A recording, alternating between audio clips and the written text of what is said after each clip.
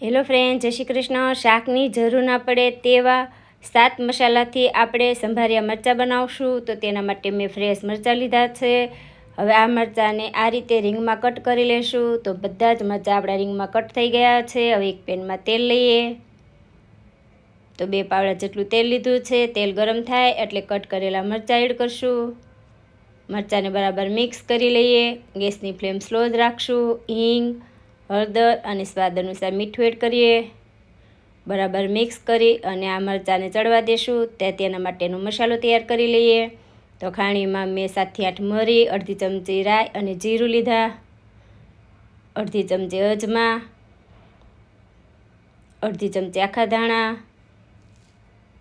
અડધી ચમચી વરિયાળી, અડધી ચમચી મેથીના દાણા.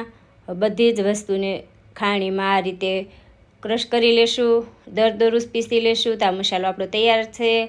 70 થી 80% મરચાં ચડે ત્યાં સુધી આ મરચાંને ચડવા દેવાના. બરાબર મિક્સ કરી અને આ મસાલો એડ કરશું. તો બરાબર મિક્સ કરી લેશું. હવે આ મરચાં મને થોડા મીઠા મોળા લાગતા હતા એટલે મેં થોડું પાછું મીઠું એડ કર્યું છે. બરાબર મિક્સ કરી લેશું. તો એકદમ ટેસ્ટી ને ઝટપટ બની જાય તેવા આપણે સંભારિયા મરચાં તૈયાર છે.